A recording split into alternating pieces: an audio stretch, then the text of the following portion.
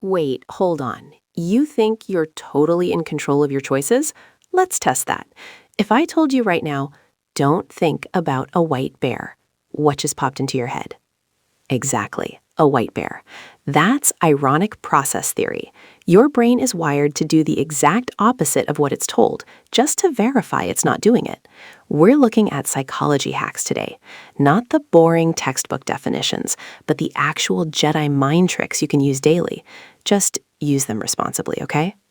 Let's start with getting what you want. It's called the door in the face technique. Sounds aggressive, I know, but it's actually super subtle.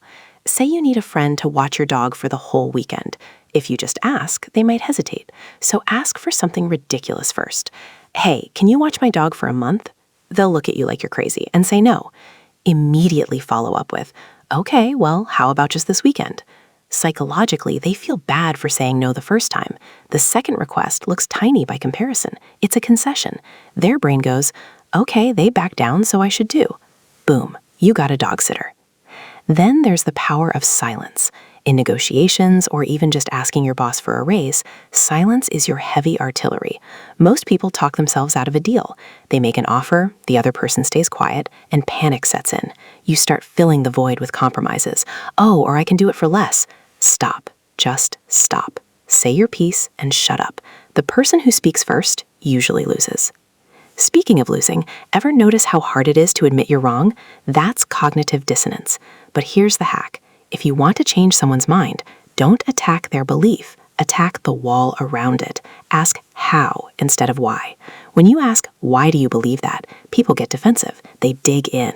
But if you ask, how would that work in practice? They have to explain the mechanics. Usually they realize they don't actually know, and they soften their stance on their own. It's brilliant. By the way, if you're enjoying this look at how our weird little brains work, go ahead and hit that subscribe button. It really helps us keep the lights on and the scripts coming. Okay, moving on. Let's talk about likability.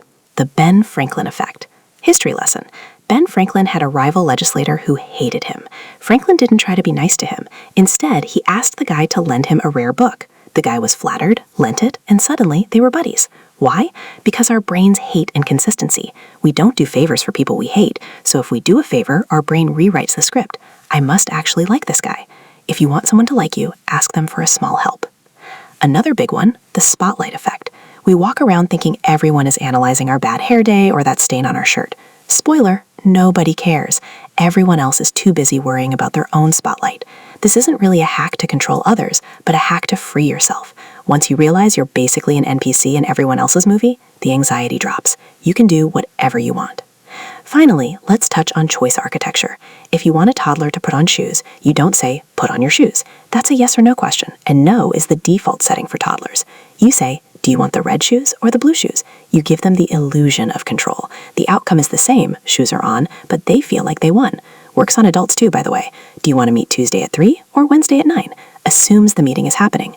Psychology isn't magic, but it's close. It's understanding the code we all run on. Unfold AI. Unseen, unsaid, unfolded.